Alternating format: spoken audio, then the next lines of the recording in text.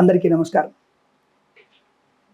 తులసమ్మ ఉన్న ఇంట్లో అసలు భయానక పరిస్థితి కానీ, ముఖ్యంగా గుర్తుపెట్టుకోండి, చేతబడి లాంటివి, చిల్లంగి లాంటివి, దుష్టమైనటువంటి వ్యక్తుల యొక్క దృష్టి దోషాలు మన మీద ఉండవు.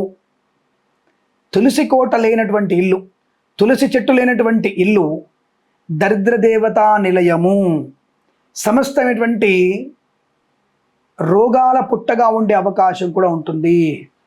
అలాగే ఏ ఇంట్లో తులసి చెట్టు ఉండదో, తులసి మొక్క ఉండదో, ఆ ఇంట్లో సమస్త రాక్షస గణాలన్నీ కూడా అందులోనే నివాసం ఉంటాయి అన్న విషయాన్ని గుర్తుపెట్టుకోండి. కాబట్టి తులసి కోట అనేది ఇంటికి చాలా ప్రశస్తమైనది. తులసమ్మని పూజిస్తే ఆడపిల్లలకి దీర్ఘ సుమంగళి యోగం, మగవాళ్ళకి ఆయుర్వృద్ధి, సుసంపన్నమైనటువంటి ఆనంద యోగం. అంటే పిల్లలని, భార్యని, తల్లిని, తండ్రిని, అత్తమామల్ని జాగ్రత్తగా చూసుకోగలిగేటువంటి మంచి బుద్ధి వికాసితులు అవుతారు మగవాళ్ళు. అలాగే వృత్తి ఉద్యోగాదుల్లో కూడా తులసిదేవి అనుగ్రహం వల్ల మంచి కీర్తి ప్రతిష్టలు పొందుకోగలిగే అవకాశం ఉంటుంది. రాజకీయ రంగంలో కూడా ప్రజాపాలన ఎలా చెయ్యాలి అన్నదానికి కూడా తులసీదేవి అనుగ్రహాన్ని ప్రసాదిస్తుంది. అంటే నీ ఆలోచన బాగుంటే సమాజం బాగుంటుంది. ఆ సమాజం బాగుండడానికి రాజకీయ నాయకులు ఎవరైనా సరే పాటుపడే వాళ్ళకి ఆ తులసీదేవి మంచి సంకల్పాలని, మంచి మనసుని, మంచి శక్తిని, మంచి యుక్తిని, లోక కళ్యాణకారకమైనటువంటి బుద్ధిని ప్రసాదింపజేస్తుంది. ఇంతటి విశేషం ఉంది తులసి మాతలో. కాబట్టి ఆ తులసి మాత ప్రశస్తం ఇంత అని చెప్పడం మన వల్లనే కాదు, శౌనకాది మహామునులకి సూతపౌరం చెప్పిన విషయమే కొన్ని నెలలు పట్టింది.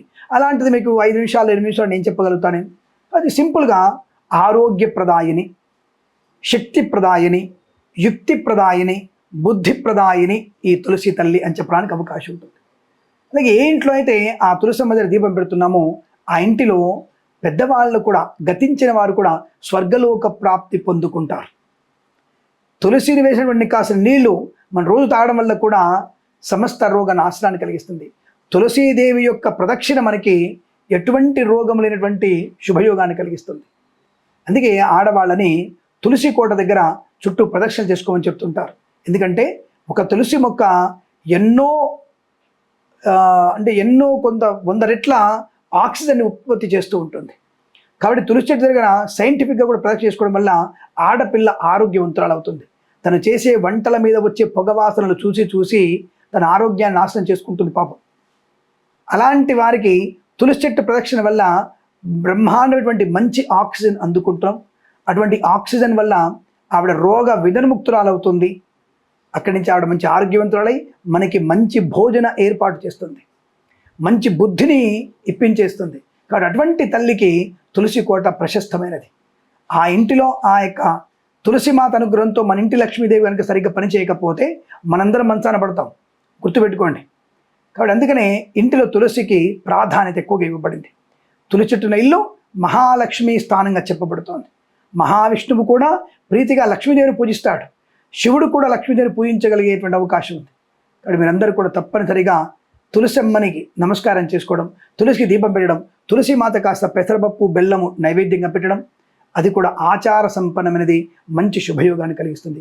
మరి ఇంటిలో తులసి యొక్క స్థానం ఎక్కడా అన్నాడు. ఇక్కడనే ఉందండి, అది ఆమె ఇల్లు, ఎక్కడైనా పెట్టుకోవచ్చు. పెరగడానికి ప్రయోజనం ఉండాలి. అంటే ఎండ బాగా పడితే మొక్క బాగా పెరుగుతుంది. ఇక్కడ ఎండపడే ప్రాంతంలో పెట్టుకోండి. చాలామంది ఇంటికి గుమ్మానికి ముందు ఆగ్నేయ భాగాన్ని, ఈశాన్య భాగాన్ని పెడుతూ ఉంటారు. కొంతమంది వాస్తు పండితులు, అవాస్తవాలు చెప్పేటువంటి అస్తు పండితులు ఉంటారు కొంతమంది.